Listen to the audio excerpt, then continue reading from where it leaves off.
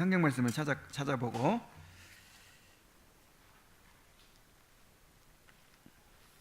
하겠습니다. 로마서 8장 5절 6절 말씀.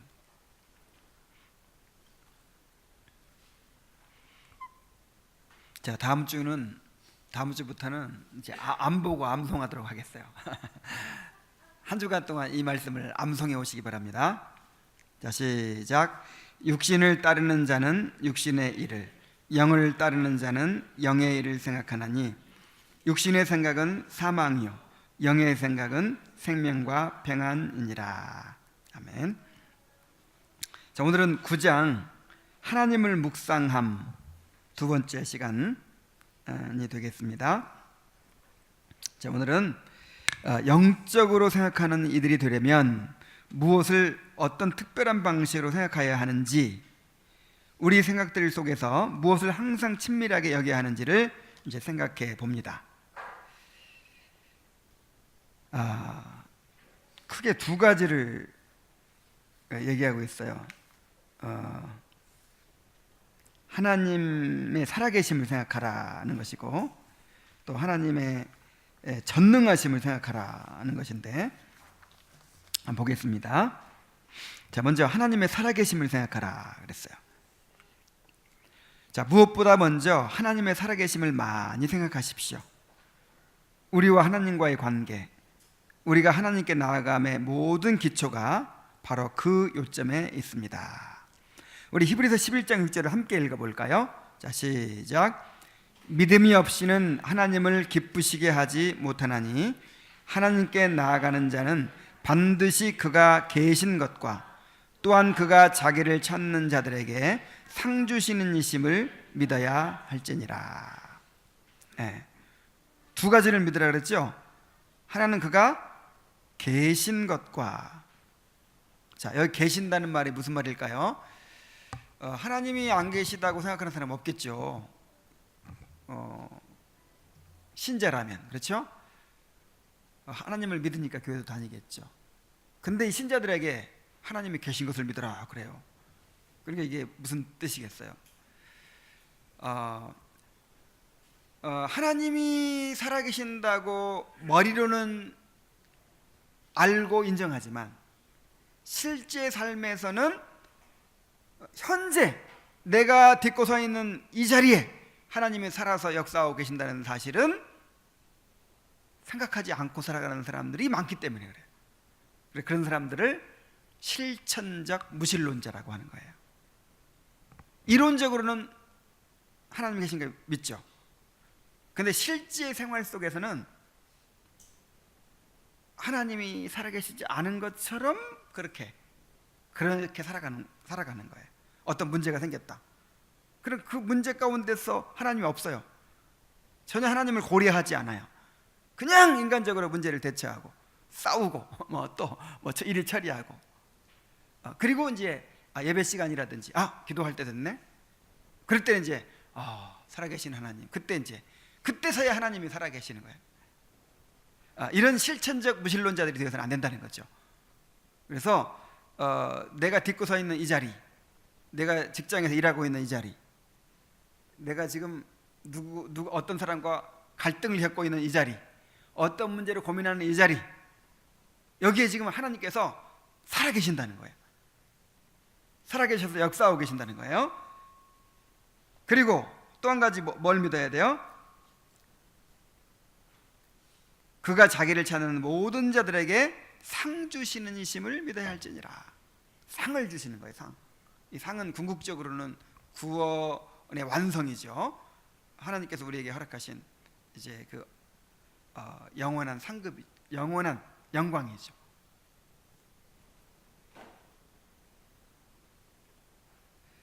자, 이 점이 믿음의 제일 대상입니다. 또한 이 성이 취할 첫 동작이요 기독교의 오직 유일한 초석이 됩니다. 그리고 하나님이 살아계시고 그 하나님이 나의 구원을 이루어가고 계시고 결국 이 모든 일을 통해서 합력하여 선을 이루시고 나를 그의 영광으로 이끌고 계신다. 이거를 항상 기억하고 살면, 생각하고 살면 우리 삶이 얼마나 달라지겠어요. 그래서 하나님의 살아계심을 생각하라는 것이죠. 두 가지 이유, 곧 하나님의 존재를 아는 지식이 본성의 빛 속에 잠재하여 있기 때문에, 또한 하나님의 계시를 믿음으로 말미암는 신지식 때문에 우리가 사는 이 시대에 하나님의 살아계심을 탁월한 방식으로 생각하는 의무가 필연적이 된 것입니다. 두 가지 이유. 일단은 우리 안에 하나님을 알만한 것이 저희 속에 보임이니라 그랬죠. 하나님을 알 수 있는 본성을 우리 안에 넣어주셨어요. 그리고 밖으로는 계시의 빛을 주셨어요. 하나님의 말씀. 그래서 우리 안에도 하나님을 알 수 있는 본성이 있고, 또 객관적으로 우리에게 말씀을 주셔서 하나님을 드러내 주고 계시죠. 그래서 우리가 하나님에 대해서 끊임없이 생각하고 하나님을 알아가는 것이 필수적인 의무라는 거예요. 의무. 저 짐승들이야 그런 거 안 넣어줬으니까 그냥 뭐 그런 생각 안 해도 책임이 없어요. 근데 우리는 하나님을 알도록 그렇게 주셨기 때문에, 그게 의무이기 때문에, 그래서 하나님 생각 안 하고 하나님 알아가지 않으면 죄예요. 죄. 그것이 죄예요. 딴 것이 죄가 아니라. 그렇게 이제 경건의 의무를 하나님을 알되 감사치도 아니하고 하나님을 영화롭게도 하지 아니하고, 이게 이제 죄죠. 죄의 근본이죠. 여기서 출발해 가지고 그 다음에 그 마음이 허망해져 가지고 뭐 우상을 섬기고, 그 다음에 이제 도덕적으로 타락하는 그런 일들이 일어나는 거예요. 그러니까 도덕적인 타락, 온갖 죄의 맨 첫 시작은 뭐예요? 하나님 생각지 않는 거, 하나님이 없는 것처럼 여기고 살아가는 거. 요게 죄라는 사실을 깨달아야 돼요. 요게 사실 도덕적인 죄는요, 죄의 결과라고 했어요. 죄의 결과. 그래서 근본적인 죄는 하나님 도외시하고 살아가는 거, 이게 죄예요. 개념적인 면에서나 실천적인 면에서나 무신론이 범람하고 있는 시대에 우리가 하나님의 살아계심을 믿는 믿음의 생각들을 더욱 풍성하게 해야 할 이유를 두 가지 측면에서 생각해 봅니다. 첫째, 저주받을 지옥의 효력을 대적하기 위하여 특별한 증거가 요구됩니다. 그러므로 영적으로 생각하는 이들은 하나님의 살아계심에 대한 생각들을 많이 가짐으로 하나님께 영광을 돌리지 않을 수 없습니다. 저주받을 지옥의 효력, 이게 뭐겠어요? 위에서 말한 개념적인 면에서 실천적인 면에서 무신론이 범람하고 있잖아요. 정말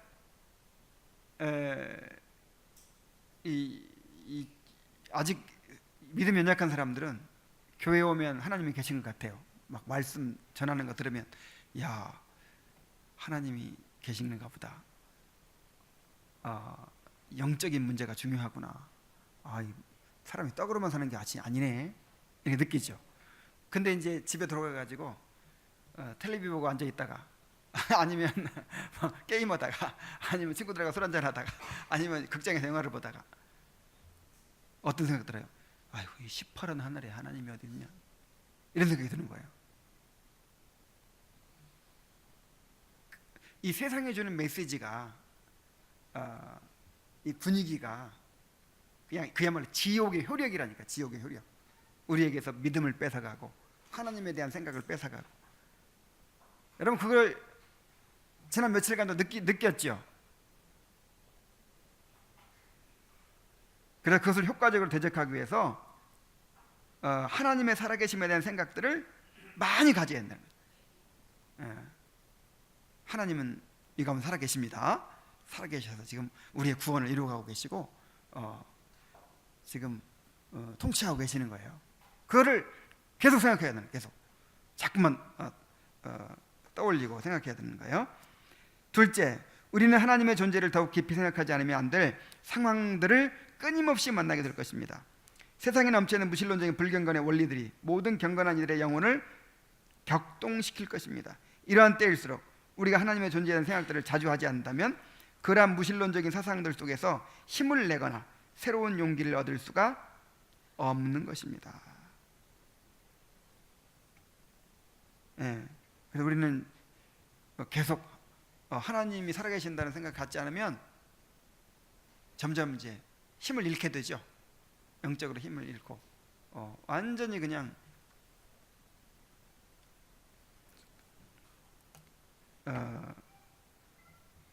주저앉게 되죠.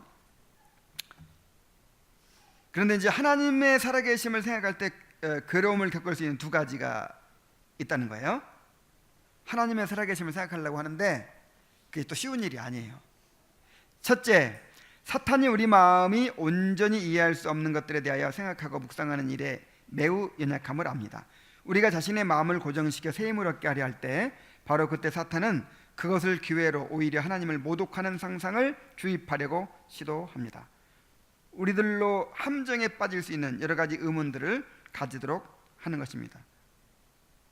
자, 이게 무엇인 줄 아시겠죠? 그러니까 우리 하나님에 대해서 이제 생각한다고 생각하는데 오히려 막 하나님을 모독하는 생각들이 막 들어오죠. 마귀가 이걸 이제 악한 자의 보라살이라 그렇게 얘기했어요. 전후에는. 그때 우리에게 필요한 것이 뭐냐면 믿음이래요. 믿음은 가장 먼저 그러한 사탄의 혐오스러운 제안들을 신속하게 거부하도록 작용합니다. 마귀가 던지는 불화살의 효력이 아주 잠깐이라도 여러분 속에 머무르게 해서는 안 됩니다. 혹시 내가 뭔가 사이비 종교에 빠진 거 아니야? 초신자들이 그런 생각도 한대요. 막 그렇게 은혜 받고 막 그러다가도 어떨 때 아니 내가 지금 뭔가 이렇게 홀려가지고 설득당하고 있는 거 아니야? 이게 다 그리고 우리 학생들이요 대학 가면요 이제 그 신앙을 심리학적으로 이렇게 해석해 버리잖아요. 아주 그냥 이 공부 많이 한 그런 박사들이 교수들이 정말 현란한 이론으로 우리의 이 신앙을 이제 하나님의 존재를 심리학적으로 철학적으로 이렇게 막 풀어서 설명해 버리잖아요. 그러면 그때 이제 굉장한 이 학생들은 혼란에 빠지고 이게 상대화돼 버려요. 그동안 절대적으로 가졌던 신앙이 상대화돼 버려요. 그래서 이 고등학교에서 대학 올라가면서 굉장히 신앙을 많이 잃어버립니다. 그래서 정말 우리 청소년기에 교리 공부를 많이 해야 돼요.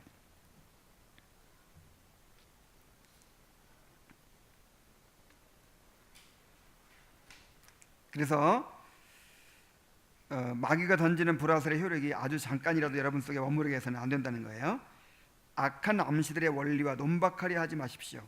믿음의 방패로 그 악한 불화살을 재빨리 쳐내야 합니다. 말씀으로 쳐내야죠. 사탄을 이기는 또 하나의 방식이 있습니다.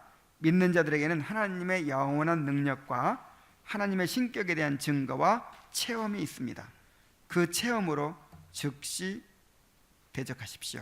그랬어요. 자, 믿음으로 대적하고 또 체험으로 대적하라는 거예요.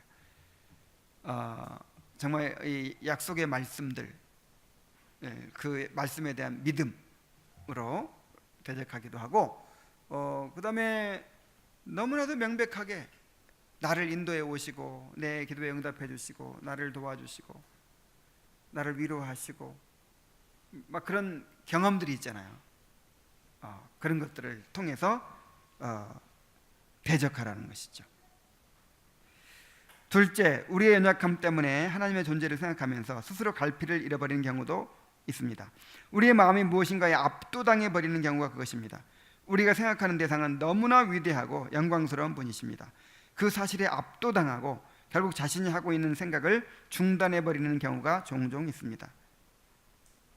그런 가운데 생각 속에 어리석고 허망한 사상들이 일어나서 하나님을 생각하는 일을 지속적으로 하지 못하게 하는 것입니다.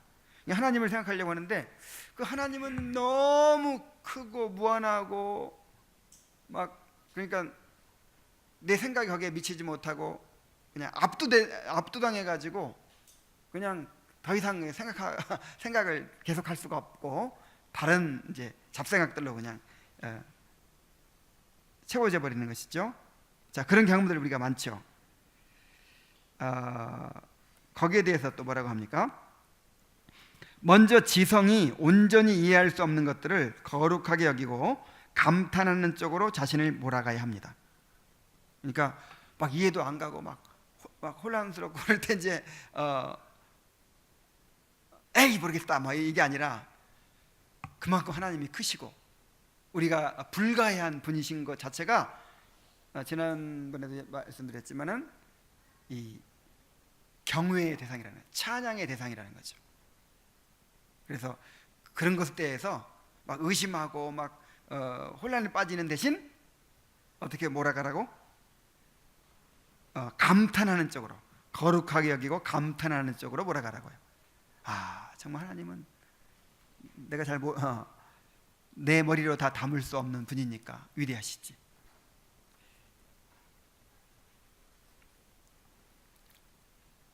삼위일체를 이해해 보려고 그렇게 하다가 정신이 돈 사람도 있대요. 그러지 말고, 이야 얼마나 놀라워요. 우리 인간의 지혜를 뛰어넘는 그 하나님의 존재 찬양해야죠. 그러니까 찬양받아야지. 그러니까 하나님이지. 자, 그런 식으로 생각하라는 거죠. 하나님의 완전하심과 탁월하심은 우리의 지성으로 온전히 이해할 수 없고 오직 우리의 믿음과 예배의 대상이십니다. 우리 영혼이 하나님의 찬란한 위대하심과 감히 헤아릴 수 없는 완전하심에 머리를 숙이면서 하나님만이 모든 것 되심을 발견하게 되는 것입니다. 그것이 우리의 만족이며 우리의 안식과 평안이 되는 것입니다. 자, 우리는 우리의 생각과 관심을 하나님이 가지신 그 전능하심이 발휘하는 효력에게로 돌려야 합니다. 우리는 분명 그 효력을 체험해 보았고 앞으로 그 체험은 계속될 것입니다. 그 하나님의 속성들과 또 그 전능하심이 발휘하는 효력, 그 효력이 뭐죠?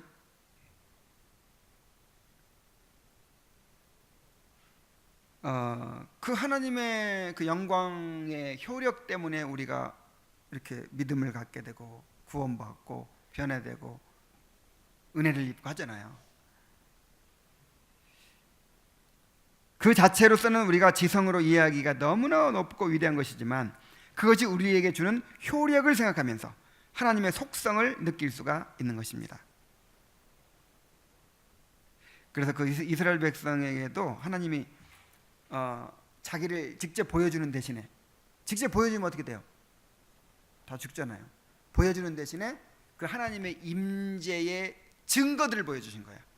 그러니까 불이 번쩍번쩍하고 구름이 막 이렇게 뒤덮고 번개가 치고 천둥이, 이게 하나님은 아니죠. 이게 하나님은 아닌데 하나님이 임재했다는 이제 이 증거, 바로 그런 것과 비슷한 것이죠. 우리가 하나님 자체는 우리가 잘 모르겠어요.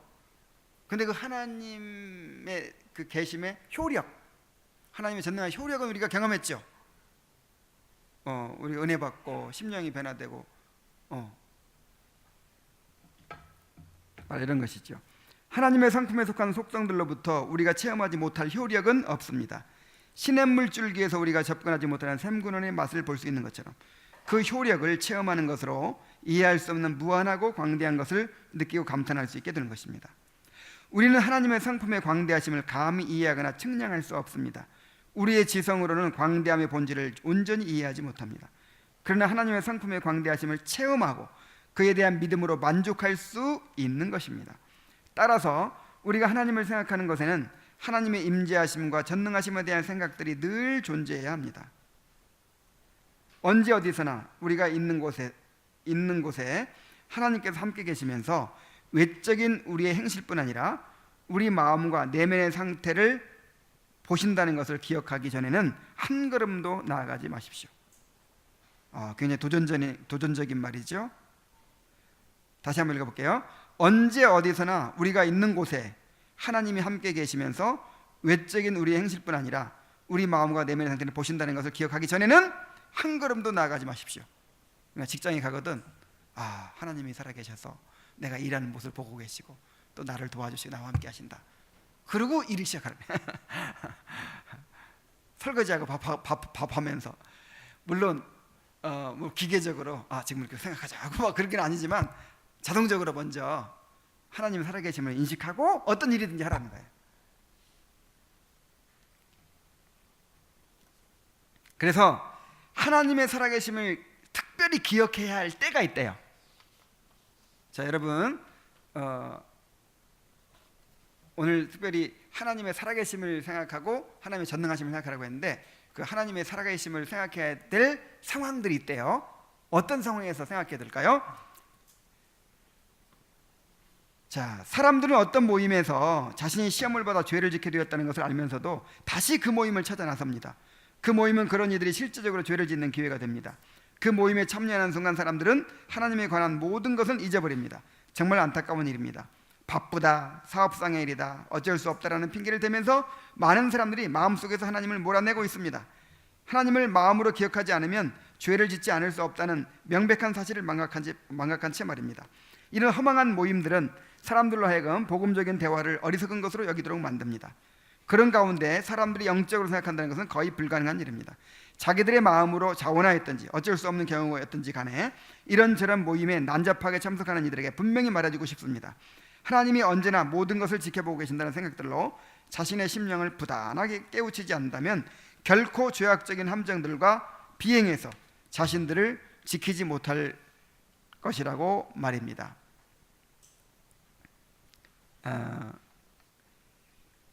그러니까 어떤 유혹이 되는 상황, 그런 모임, 이제 그런 것에 참여하게 될 상황, 그런 때 이제 하나님의 살아계심을 생각하라는 것이죠. 그러니까 유혹의 상황에서, 다시 말해서 그런 유혹의 상황에서 하나님의 살아계심을 생각하라 하는 것이죠. 그러면 이제 내가 어떻게 해야 될 것을 알 것이라 이 말이에요. 거룩한 하나님이 나와 함께 계시며 감찰하신다고 하는 생각이 정욕을 격동시키는 정서들을 잠재울 것입니다. 그 생각은 시험으로 공략당한 영혼이 어쩔 줄을 모르고 당황하고 있을 때 견고한 망대요 안전한 피난처가 될 것입니다.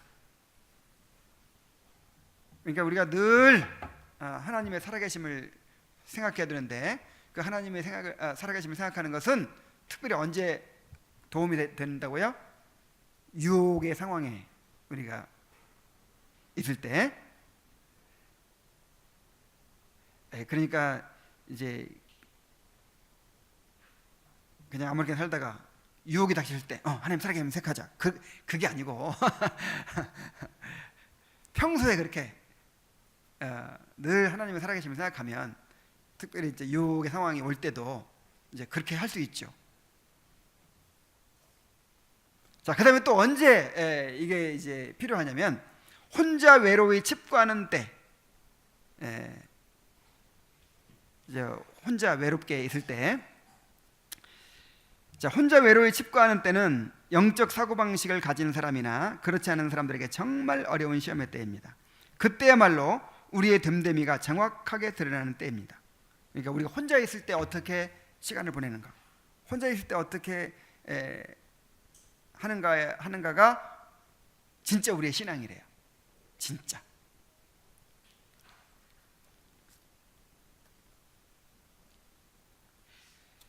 그때야말로 우리의 됨됨이가 정확하게 드러나는 때입니다. 우리는 걷거나 여행을 하거나 홀로 있을 때 허망한 생각들과 어리석은 상상들이 찾아오면서 문득 자신이 외로운 사람이라고 느낄 때가 있습니다. 그래서 우리는 우리 마음의 정서와 기억 속에 쌓여 있던 것으로 자신을 위로하려고 노력할 것입니다. 자, 그렇죠? 혼자 있을 때 왠지 쓸쓸하고 뭔가 이렇게 자기 연민에 빠지고 그러면서 나를 위로하려고 해요. 여기서는 이제 내 속에 기억에 쌓여 있던 거, 뭐 좋은 추억 같은 거 떠올린다든지, 뭐 아니면 나를 위로해 줄 만한 생각들을 막 떠올려서 위로하려고 한다는 거죠. 뭐 그렇게도 하기도 하고, 뭔가 내가 재밌는 걸 즐기면서 위로하려고 하기도 하고, 뭐 하겠죠. 그러나 인간 본래의 정서와 생각들은 정욕과 부패의 근원이라는 사실을 잊지 마십시오. 그러한 정서와 생각들은 자신을 더욱 악한 상태로 들어가게 유도하는 일밖에는 해내지 못합니다. 내가 여호와를 항상 내 앞에 모시며 라고 시편 기자가 말했던 것처럼 하나님께서 언제나 자기와 함께 계신다는 사실을 상기하십시오. 그것을 생각하는 것만이 영혼을 하나님께 대한 외경심 가운데서 지켜내고 그 마음의 정서들로 하여금 해야 할 마땅한 도리가 무엇인지를 알도록 할 것입니다. 그러니까 혼자 있을 때, 우리가 혼자 있을 때, 외로워질 때, 뭔가 나를 위로하고 싶을 때, 그때가 중요하다는 거죠. 나를 위로하려고 하는 것이 이제 온갖 헛된 상상이나 이렇게 하고, 막 더 나아가서는 이제 헛된 상상만 하면 좋은데 헛된 짓까지 하고 이렇게 하다가 죄에 빠지고 그래요. 그죠? 그때 하나님의 살아계심을 생각하라는 거죠. 그 다음에 또 언제 하나님의 살아계심을 생각해야 합니까? 큰 어려움과 위험이 닥쳐와 갈피를 잡기가 힘들어질 때도 마찬가지입니다. 큰 어려움과 위험으로 걱정과 두려움에 휩싸일 때야말로 하나님께서 나와 함께 계신다는 것을 생각해야 할 때입니다. 이때야말로 정말 필요하죠. 극한 공포 속에서 작은 희망조차 사라져버린 것 같은 그때에 하나님의 임재하심을 생각해야 합니다. 이것은 세상을 바라보는 관점을 완전히 바꾸는 것입니다. 자기들을 대적하는 모든 것들을 허망하고 어리석고 하찮은 것쯤으로 바라보게 되는 것입니다. 하나님께서 우리의 눈을 여시어 그 영광스러운 임재를 볼 수 있게만 해 주신다면 우리는 더 이상 세상을 두려워하지 않게 될 것입니다. 그 엘리사를 잡으러 이렇게 군사들이 막 왔잖아요. 그때 엘리사의 사환 게하시가 막 내 주여 보소서 하면서 막 벌벌 떠니까 엘리사는 뭐 태연해. 아무 뭐 요동도 없는 거예요. 근데 게하시가 하도 무서워하니까 주여 저의 눈을 열어서 보게 하옵소서. 그래가지고 게하시의 눈을 영적인 눈을 딱 떠가지고 보니까 무슨 일이 일어났죠?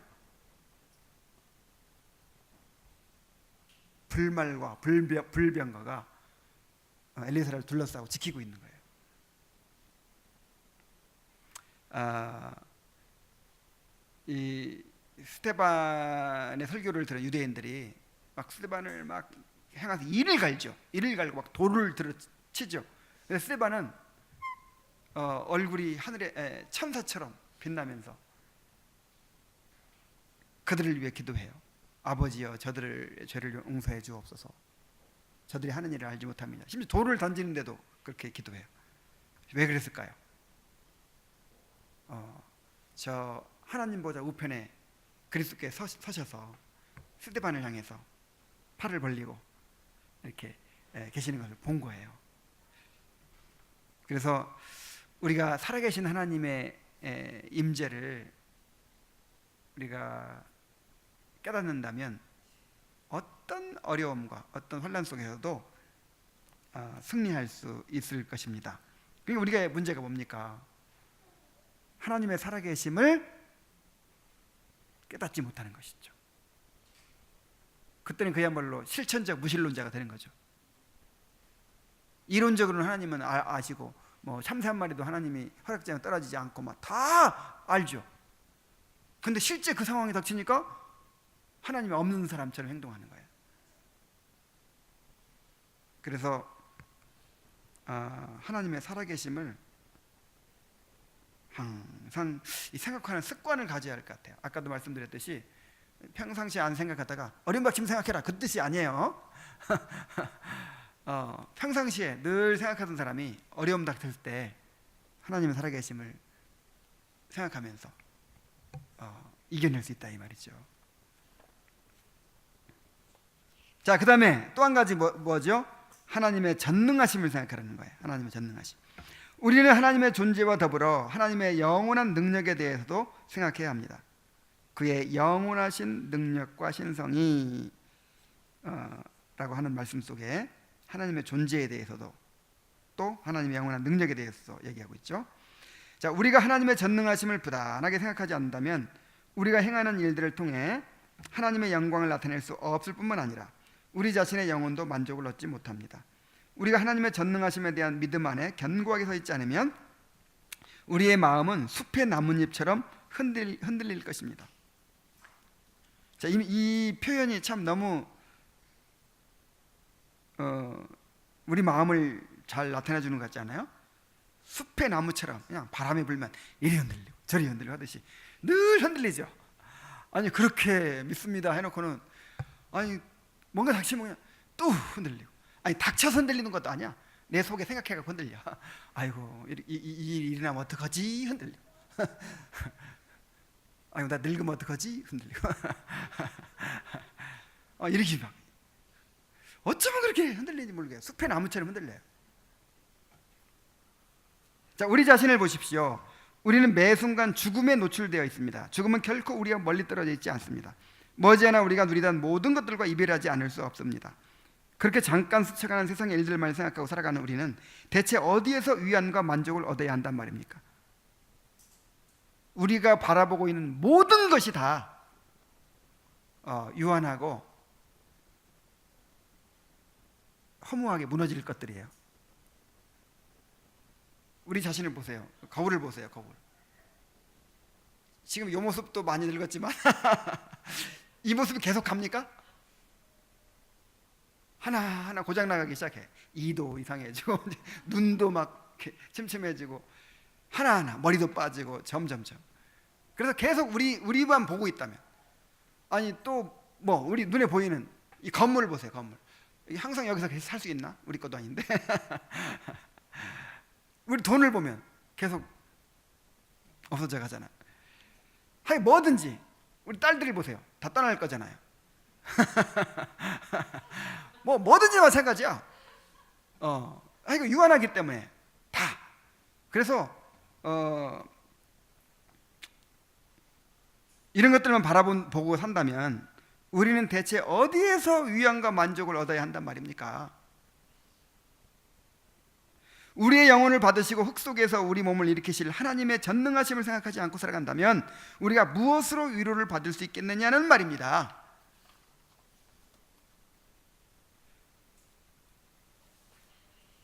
벌써 다 끝나네?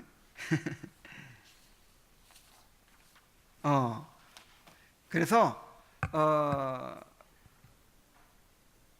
참 유한하고 금방 사라져버릴 그런 것들만 바라보고 살지 말고 뭘 바라봐야 돼요?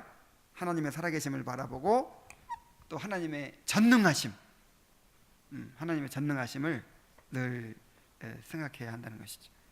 예를 들어서 이 교회를 생각하면 가지 많은 나무에 바람잘 날 없다고. 가지도 별로 없는데 가지도 별로 없는데 바람잘 날이 없어요.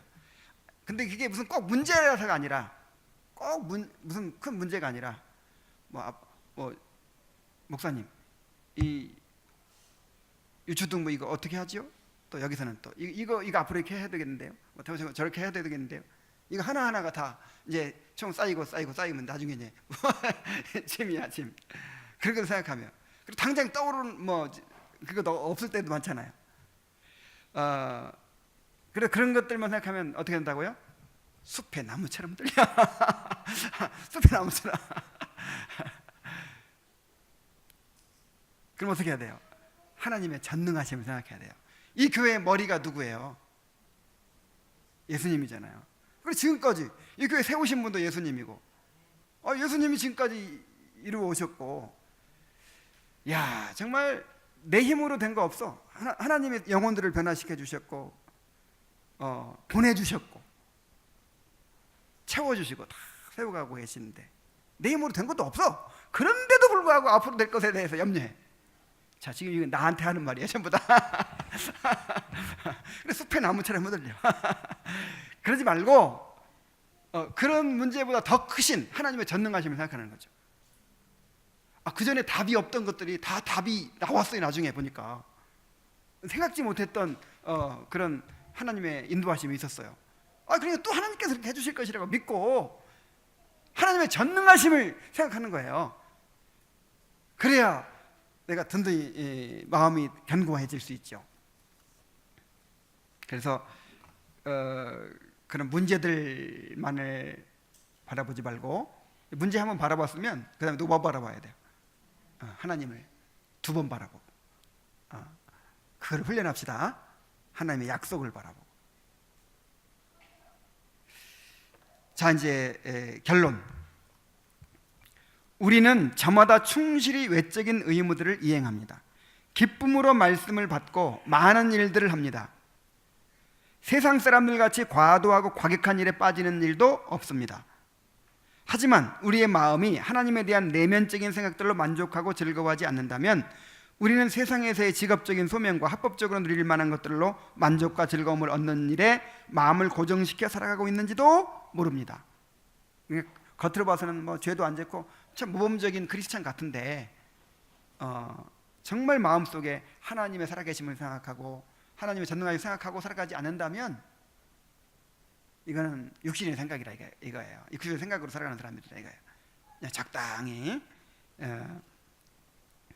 세상 것들로 위안 받으면서 세상 것들로 의지하면서 그렇게 살아가는 거라고 할 수 있다는 거죠. 하나님과 동행하며 하나님의 영광을 위하는 삶이란 그저 어떤 죄악을 멀리하고 외적으로 여러 의무들을 이행하는 것으로 얻어지는 것이 아닙니다. 외적으로만 행해지는 영적인 의무는 그것이 어떤 것이라 할지라도 하나님께서 결코 받지 아니하실 것입니다. 하나님 우리의 마음을 받기 원하시죠. 하나님께서 요구하시는 것은 우리의 마음입니다. 우리의 마음의 거룩한 정서와 생각으로 하나님을 즐거워하고 사모하는 것이 없다면 우리는 하나님 앞에서 어떠한 일도 한 것이 아닙니다. 그랬네요. 정말 중요하죠. 그래서 하나님께서 요구하시는 것은 우리의 마음이라는 거예요. 마음. 우리 마음의 거룩한 정서와 생각으로 하나님을 즐거워하고 사모하는 것이 있어야 된다는 거죠. 그것이 없이 외적으로만 의무를 행하면 그거는 하나님 앞에서 아무 일도 안 한 것이던데요. 아무 일도 안 한 것이. 그래서 하나님의 살아계심을 늘 생각하고 그 다음에 하나님의 전능하심을 늘 생각하고 자 그렇게 영의 생각으로 살아갈 수 있게 되길 바랍니다. 근데 이것도 훈련이 필요하다는 거예요. 이제 다음 주는 이제 어떻게 그럼 그거를 이것도 막상 하려고 하면 안 되잖아요.